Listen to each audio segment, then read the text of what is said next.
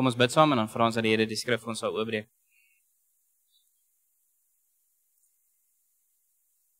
Almagtige, ewige God en Vader, ons dank U vir U genadeverbond waarin U ons en ons kinders laat deel.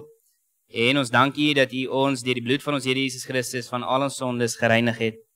En dat ons U deur die Heilige Gees kan leer ken, die Gees wat in ons woon, en dat deur die Gees ons lidmate van die gemeente word.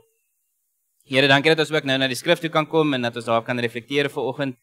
En ons bid met opregte harte dat U die skrif ons sal oopbreek en dat U sal spreek, Here. En ons as die dienaars luister. Amen.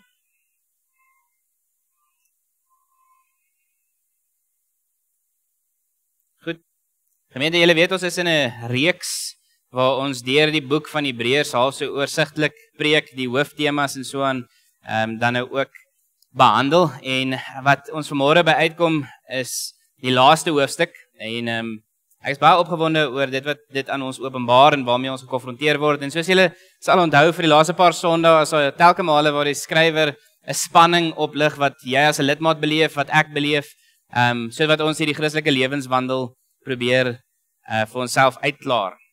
Want ons glo sekere dinge en ons koester sekere dinge van ons Here wat hy aan ons beloof, maar die lewe ry met ons wipplank soms en gooi ons rond. En ons is baie keer, soos Paulus sê, soos 'n golf wat deur die wind heen en weer geslinger word.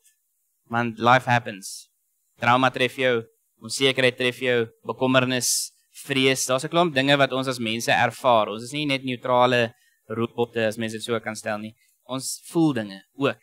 So al verstaan ek dalk 'n ding kognitief in my brein, dit maak vir my logies sin, voel my hart dalk steeds swaar, of my gemoed dalk swaar, en ons moet daai goed in ag neem. Versigtig wees dat dit die enigste ding is wat ons lei in die lewe, is ons emosies, want ons emosies ry wipplank, en as dit is waarop jy jou lewe anker, dan gaan jou lewe ook so maak. Stem julle saam? Goed, so waar ons nou by vanmôre kom, en julle sal sien die tema is, watter voorbeeld moet ons volg, sê die Hebreërskrywer die volgende.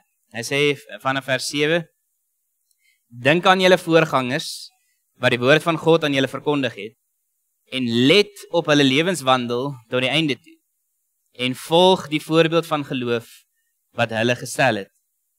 Jesus Christus is gister en vandag dieselfde, en tot in ewigheid. Moet julle nie laat meevoer deur allerhande vreemde leringe nie. Die goeie is daarin geleë, dat die hart deur genade versterk word en nie deur eetgebruike nie. Die wat hulle aan hierdie gebruike gehou het, het niks daarby gebaat nie.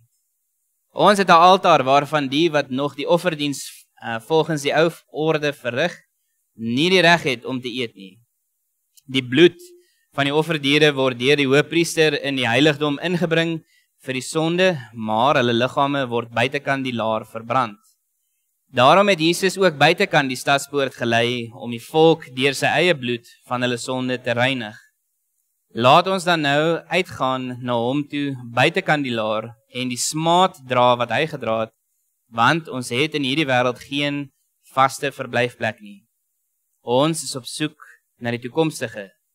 Laat ons dan onophoudelik deur Jesus aan God 'n offer van lof bring, die lof wat aan hom gebring word deur die lippe wat sy naam bely.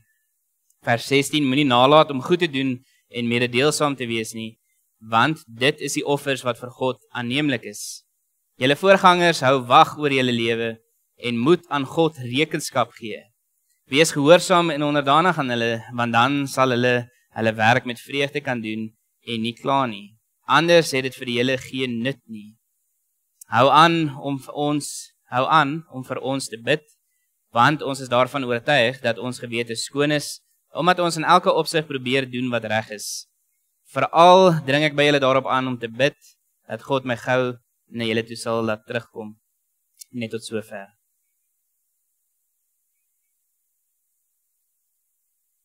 Nou, broer en suster, ek het my so 'n bietjie uitgedaag, want ek is nie altyd die kreatiefste ou in die klaskamer gewees nie, bedoelende as ons poësie moes skryf of ontleed, het ek nogal gesukkel met dit, want my brein is nie so aan mekaar gesit. Julle sal onthou toe ons so rukkie terug gepraat het oor almal se gawes en almal se ingesteldheid. As jy vir my 'n wiskundesom gee, dan hy, maar 'n ander ou vind vreugde in dit. As jy vir my tale gee, is dit vir my wonderlik en ek sien 'n patroon in dit wat 'n ander ou noodwendig nie raak sien nie. So is ons almal geskape op 'n besondere manier. Nou wat ek my uitgedaag het om te doen was om so 'n bietjie kreatief te wees en 'n storie of 3 na julle toe te bring om vir julle prakties te maak.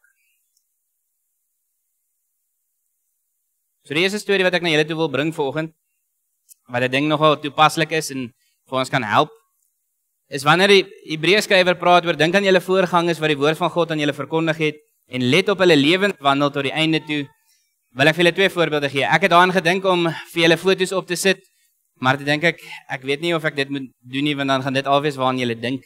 Maar in vandag se samelewing is ons so, in Engels gebruik hulle die term tribal. Jy is in jou kampie en as iemand nie in jou kampie is nie, dan is hulle verkeerd. En ons gebruik selfs die retoriek om te sê hulle is vyandig. Nee, hulle is die vyand.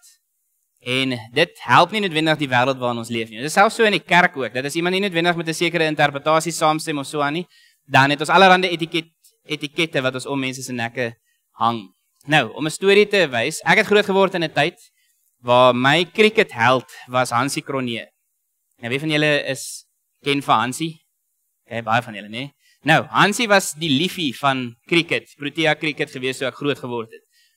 En toe kom hy skandaal met die wêreldbeker dat hy en 'n paar ander spelers bribes gevat het om 'n wedstryd te gooi, spreekwoordelik, om seker te maak ons verloor daardie wedstryd. Want mense dobbel mos met sport en dit het hulle omgekoop om sekere dinge reg te kry. Nou ek onthou die debat wat daar was toe in die samelewing oor hoe teleurstellend dit was dat Hansie Cronje, hierdie held waarna baie mense opkyk, so opgetree het in sy private lewe. En nou is hy 'n klomp voorbeeld wat ek wil kan gee. Hansie Cronje is 'n plaaslike voorbeeld.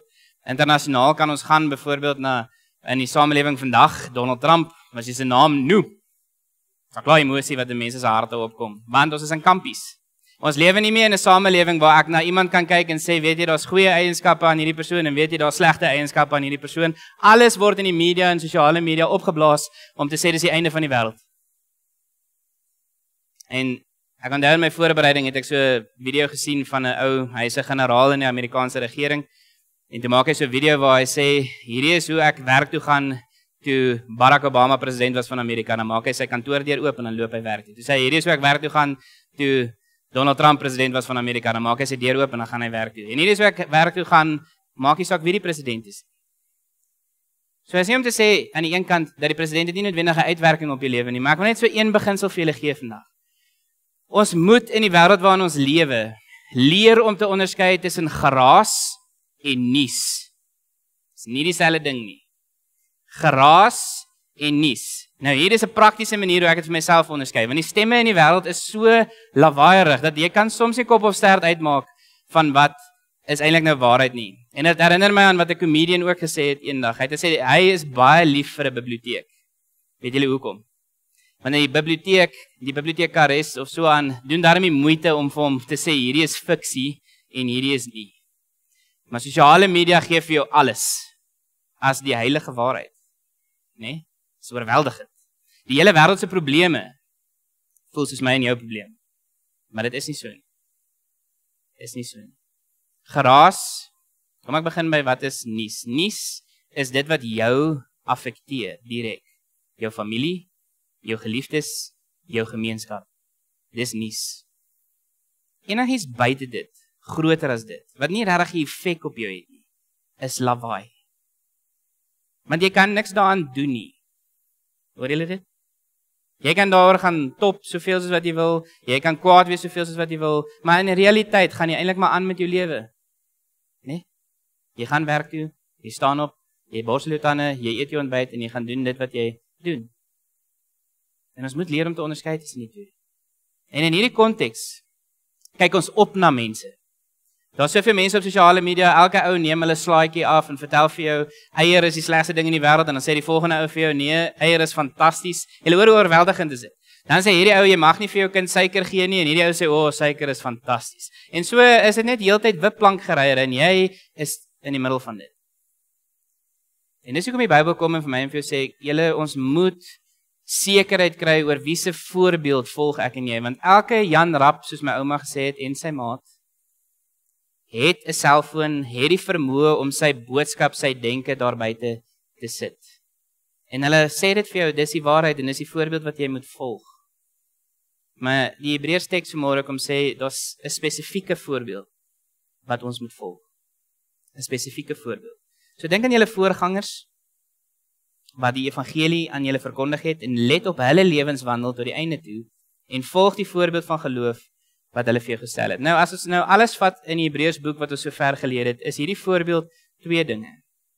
Aan die een kant, is dit 'n geloof wat balans handhaaf, tussen ek is gered op grond van God se genade, en geloof in Here Jesus Christus, enkel en alleen, maar ek is ook opgeroep om heilig te lewe voor God. Hoor julle die spanning? So jy is nie gered deur jou onderhouding van die wet nie, maar jy word opgeroep om dit te onderhou, omdat jy getransformeerd is op grond van God se genade. Dit is die voorbeeld van geloof wat hier aan ons voorgehou word. As jy byvoorbeeld dink, ons het gepraat oor Noag, 75 tot 120 jaar, wat hy gebou het aan die ark, elke dag opgestaan het, en dis nie te sê, die Here het elke dag vir hom gesê, gaan bou nou die ark nie. Hy het dit nog steeds getrou gedoen. Getrou opgestaan, getrou dit gaan doen, al was daar lawaai, wat gesê het, dit gaan nie reën nie. Die reën gaan nie kom nie. Julle hoor wat ek vir julle daardie probeer sê, né? Maar dit raak hom in sy naby familie. Ek moet hierdie doen, ek het 'n roeping van die Here. En so kan ons deur al die Bybelse voorbeelde gaan. As jy dink aan Dawid, as jy dink aan Abraham, as jy dink aan Isak en Jakob, die Bybel is volop van mense wat hierdie balans probeer soek. Tussen ek is gered op grond van my geloof in God, God se uitverkiesing, maar ek word opgeroep tot heiligheid. Stem julle saam? Is julle nog met my? Want julle moet kop hou, hierdie raak tegnies. Verder sê hy die volgende, en hier wil ek 'n rukkie stil staan, vers 8 en 9. Jesus Christus is gister en vandag dieselfde tot in alle ewigheid. En moet julle nie laat meevoordeel allerhande vreemde leringe nie, want die goeie is daarin geleë dat die hart deur genade versterk word en nie deur eetgebruike nie. Okay, so hier wil ek hê met twee goed raak sien. Een, die belofte is Jesus is vandag en gister presies dieselfde. Hy verander nie. En daar is bepaalde implikasies vir dit. Eerstens is dit dat ek en jy sal hoor dat dit wat die Here verwag het in die Ou Testament is nog steeds wat die Here van my en jou verwag. Hoor julle dit? So hoekom mag ons nou vark eet? Hoekom mag jy jou stukkie bacon geniet sonder om te voel jy gaan hel toe? Want Christus is die hele Hebreërs boek het daardie seremoniële wette en reinigingswette kom vervul. Hy het dit nie eenkant toe geskrap nie. Dit het net in Christus sy betekenis gekry. So dit maak nie sin dat jy dit dan nog steeds doen en nakom nie. Daarom is dit wat ek en jy eet nie meer in die kategorie van dit maak jou onrein nie. Want Jesus het dit kom vervul. Maak dit sin? So. Die tweede ding wat belangrik is hierso is een, die Here het nou vir ons gesê, dit wat ek verwag het in die Ou Testament, verwag ek steeds van julle heilige lewe. Twee, gaan dit daaroor dat jy kan vashou aan sy beloftes. As hy wipplank gery het en hoe hy oor jou voel en hoe hy met jou handel, dan kan jy nie regtig staat maak daarop nie. Maar nou is die belofte in die Bybel, ek handel nie met jou volgens jou sonde nie. Hoor julle dit? Ek ontferm my soos 'n vader oor julle. Ek sorg vir julle. Ek gee vir julle kos ensovoorts ensovoorts. Ek sorg vir jou. Dit het ons verlede Sondag by stil gestaan. Ek sal jy nooit in die steek laat nie. En dis hoekom dit so belangrik is dat hy nie wipplank ry in sy karakter nie. Hy is gister en vandag en môre altyd dieselfde. En jy kan daarop staat maak. Jy kan daarop vertrou. Nou, hierdie vreemde leringe waarvan gepraat word, een in die konteks van die Hebreërs boek, gaan dit oor 'n term wat ons noem wettisisme, of in Engels legalism. Nou wat dit beteken is, mense in die Ou Testamentiese tyd het geglo dis deur die onderhouding van hierdie eetgebruike, deur die besnydenis, deur die tempeldiens en al hierdie dinge op die letter na te kom wat jy verlossing kry. Met ander woorde, as jy afdwaal van die wet af, dan gaan jy hel toe. Dis die implikasie. En Christus kritiseer dit. Om te sê, julle mis die punt. Julle is uiterlik, is julle mooi, skoon en blink, maar jou hart vrot. Daarom is jy eintlik net skynheilig. So, kom ons gaan gou na Matteus 5 toe, om hierdie vir julle beter uit te klaar. So, julle sal weet, hierdie is deel van Christus se bergrede, sy bekendste preek in die Bybel. Dan sê hy in vers 17, moenie dink dat hy gekom het om die wet en die profete ongeldig te maak nie. Hoor julle dit? Ek het nie gekom om die wet en die profete ongeldig te maak. Om te sê, dit wat God wou in die Ou Testament is nou heeltemal glad nie meer op my en jou van toepassing nie. Ons mis dan die punt. Net soos die Fariseërs. Hy sê, ek het nie gekom om hulle ongeldig te maak nie, maar om hulle volle betekenis te laat kry. Ek kom verduidelik dit vir julle sodat julle dit beter verstaan. Vers 8, verseker ek julle, die hemel en die aarde sal eerder vergaan as dat een letter of letterstreepie van die wet sal wegval voordat alles volëindig is. Hoor nou, wie dan ook een van die geringste van hierdie gebooie ongeldig maak en die mense so leer, sal die minste geag word in die koninkryk van die hemel. Maar wie die wet gehoorsaam en ander so leer, sal hoog geag word in die koninkryk van die hemel. Ek sê vir julle, as julle getrouheid aan die wet nie meer inhou as die van die skrifgeleerdes en die fariseërs nie, sal julle nooit in die koninkryk van die hemel ingaan nie. Okay. Nou, ek hoop in my harte van harte, wanneer jy hierdie teks lees, dat jy jouself sal afvra, hoekom sê Jesus die standaard van wetsonderhouding is die fariseërs, as hy op baie ander plekke en baie keer in jou kop die fariseërs uitbeeld as verkeerd. Dit maak nie lekker sin dan nie. En dit is wat ek vandag vir julle wil openbaar. Daar is 'n groot wanpersepsie in die kerk oor die fariseërs. Groot. En 'n misverstand oor die fariseërs. Jesus kritiseer nooit die fariseërs se wetsopvatting nie. Bedoelende, hulle ingesteldheid dat die wet belangrik is, hulle ingesteldheid dat die wet gehoorsaam moet word, dis nie wat Jesus kritiseer nie. Hy sê dan self, dit is die standaard. Maar wat hy wel kritiseer is, hier is die kruks. Die fariseërs doen hierdie wette en kom hierdie wette na, sodat hulle self daardeur kan bevoordeel en sodat hulle self daardeur kan verhef teenoor iemand wat hierdie dinge nakom om God te verheerlik en om God te verhef. Hoor hulle die verskil in gesindheid? Selfverheffing, kyk hoe fantasties is ek. Ek kom al hierdie dinge na. Ek is beter as die res van my broers en susters. Geestelike hoogmoed. Want daarin, as jy mooi daaroor gaan dink, as jy dit afbreek, sê, jy red jouself. Deur jou wetsonderhoude. En ons sê, dis lasterlik, jy kan nie jouself red nie. Net God kan. En aan hom kom toe alle lof, alle eer, alle heerlikheid. Jy kan nie jouself red deur wetsonderhoude nie. Dit is wat Jesus kritiseer. Nie die wet self nie. Hulle gesindheid teenoor die wet. Nou, daar is mense in die kerk vandag wat daardie standpunt handhaaf, dat jy mag nie Kersfees vier nie, jy mag nie Paasfees, Paaseiers vir jou kinders gee nie, jy mag sekere goed nie eet nie, jy moet nog sekere Ou Testamentiese gebruike nakom. En dis nie wat die Bybel leer nie, dis ook nie wat Jesus in hierdie teks vir jou sê nie. Dit wat in Christus vervul is nie meer op my en jou van toepassing nie. Hulle vra vir Jesus, mag ons sekere goed eet? Dan sê die Here, dit wat van buite jou liggaam in jou liggaam ingaan, maak jou nie onrein nie. Dis wat van binne af na buite toe kom, wat jou onrein maak. So as my nie dink, as ek nou aan 'n lijk vat, of as ek nou aan sekere goedjies gevat het, is ek onrein nie. Ek is rein in Christus. Maar Christus se kernfokus was altyd die mens se hart, jou gesindheid. Dit is wat vir Jesus belangrik is. So, aan die ander kant waarin ons nou lewe, is hierdie gedeelte wat sê, wie dan ook, vers 19, wie dan ook een van die geringste van hierdie gebooie ongeldig maak, en die mense so leer, sal die minste geag word in die koninkryk van die hemel. Nou wat hierin is die ander uiterste, so as dit nou wetty sê aan hierdie kant, jy moet al hierdie dinge op die letter nakom, anders gaan jy hel toe. Aan die ander kant lewe ons in 'n postmoderne wêreld, wat mense sê, daar is nie so iets soos 'n absolute waarheid nie. Julle het daardie terminologie al baie gehoor van die kansel af en in movies vandag, jy het jou waarheid, en ek het my waarheid. Daar is nie iets soos die waarheid nie. Nee? Jy het jou perspektief op 'n ding en ek het my perspektief op 'n ding. Nou, as ek terugkom na my stories toe. Die Wetty C storie is 'n Tannie Susan. Is nie gemik op 'n spesifieke tannie nie, is net bekende naam, nee, Tannie Susan. Sy het 'n kontrolelys vir haar godsdiens. Elke oggend bid ek van 6 tot 8. Dan lees ek 3 hoofstukke Bybel en ek probeer ten minste 'n goeie daad doen elke dag.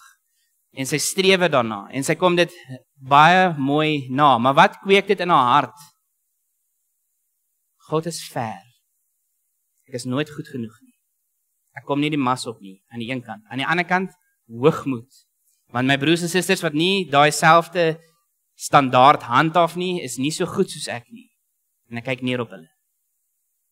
Wetty C. Relativering aan die ander kant, daar is nie iets soos 'n absolute waarheid nie. Almal kan net maar doen wat hulle wil. Dis kumbaya om die kampvuur en as jy kritiek uitlewer, dan is jy hoogmoedig. Want wie is jy om te sê jou waarheid is die waarheid? Nee? Dit is byvoorbeeld soos 'n skip sonder 'n kompas.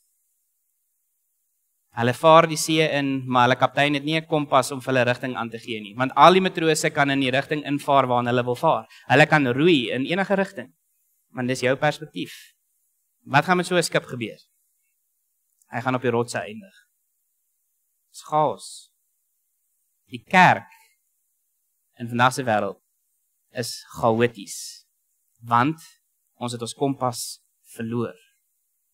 Ons probeer almal akkommodeer, ons probeer almal in liefde behandel ensovoorts. En soos ek nou al verlede Sondag vir julle sê, liefde beteken nie ek moet met alles saamstem nie. Ons kompas is die woord van God. Dit wat die woord van my en jou verwag, dit is wat ek en jy nakom. Nee? Die morele wet, die 10 gebooie is nog steeds op my en jou van toepassing. Christus het dit herbevestig toe hy gekom. Hy het nie die morele wet een kant toe geskuif nie, maar die seremoniële goed en die reinigingsgoed het in Christus hulle volle betekenis gekry. Daarom hoef ek en jy dit nie meer na te kom. Maar die morele implikasies hiervan moet ek en jy nog steeds nakom. So ons gemeente, broer en suster, moet 'n kompas hê. Jy moet geanker wees in iets. En ons glo dit is in 'n persoonlike verhouding met die Here Jesus Christus. Maar die Heilige Gees kan nie uit 2 monde praat nie. Die Heilige Gees gaan nie vir een broer sê X en vir die ander broer sê Y nie. En dan is ons weer eens 'n kerk sonder 'n kompas. En julle het gehoor in Psalm 133, ons moet eensgesind wees. Nou vra ek vir julle met trane in my oë, uit Julian se perspektief uit, hoe moet ek eensgesind wees as ons almal se standpunte ewig geldig is? Al is dit in stryd met wat die Bybel vir my leer. Dis onmoontlik. Dis 'n onmoontlike taak. Want hoor nou, hiermee sluit ek af vanoggend. As ons teruggaan na Hebreërs toe. Die roeping op ons is, vers 11, die bloed van die offerdiere word deur die hoëpriester in die heiligdom ingebring vir die sonde, maar hulle liggame word buitekant die laar verbrand. En daarom het Jesus ook buitekant die stadspoort gelei, om die volk deur sy eie bloed van hulle sonde te reinig. Laat ons dan nou uitgaan na hom toe buitekant die laar en die smaad dra wat hy gedra het. Broer en suster, dit beteken, hier is die spanning.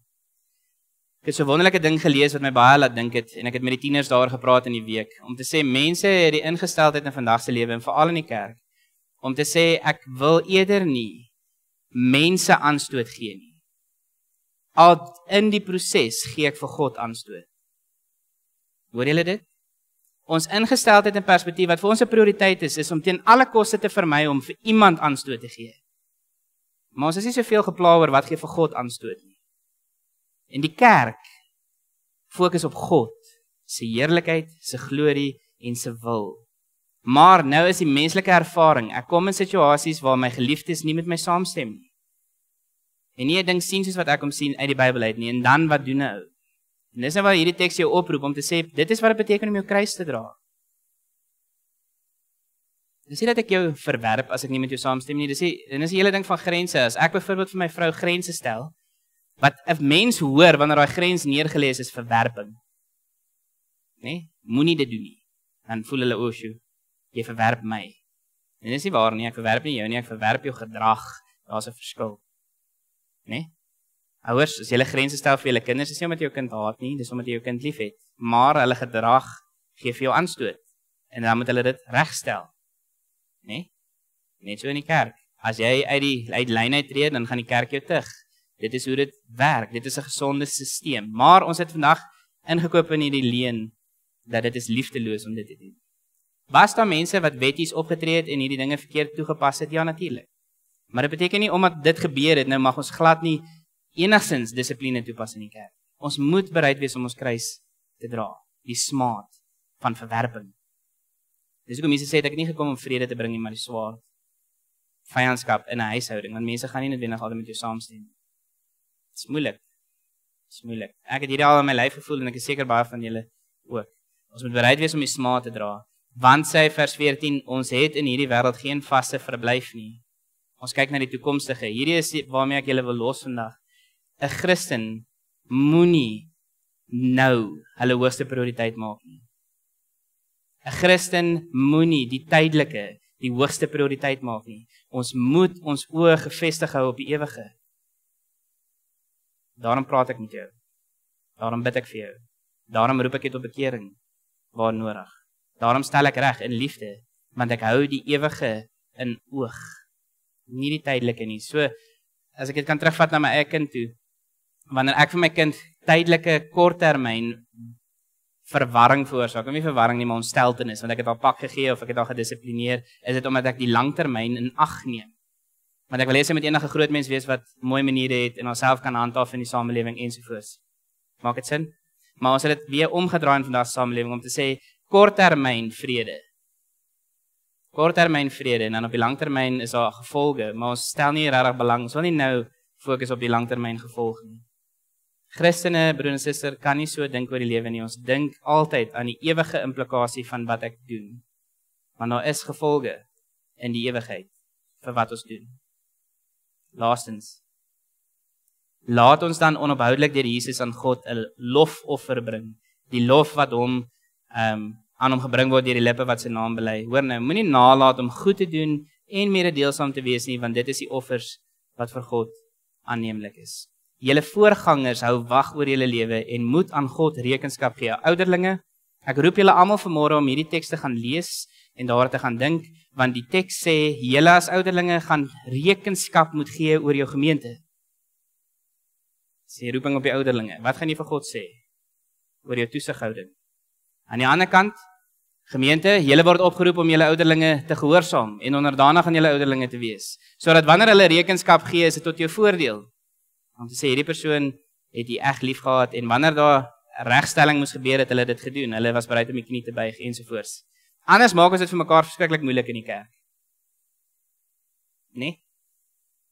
Daarom die oproep. Ons moet eensgesind wees oor wat? Oor die waarheid wat ons vind in die woord van God.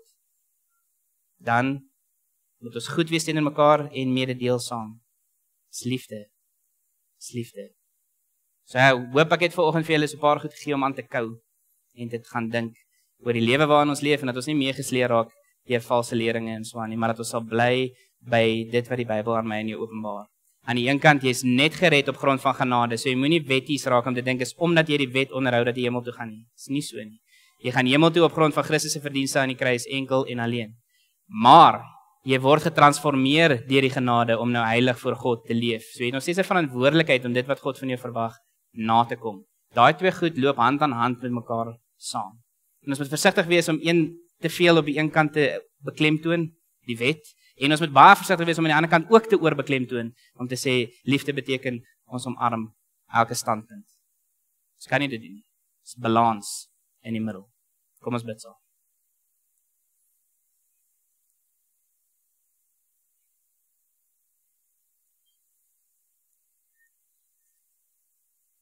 Vader wat in die hemel is, Here, dankie dat ons uit die skrif uit kan lees vanoggend.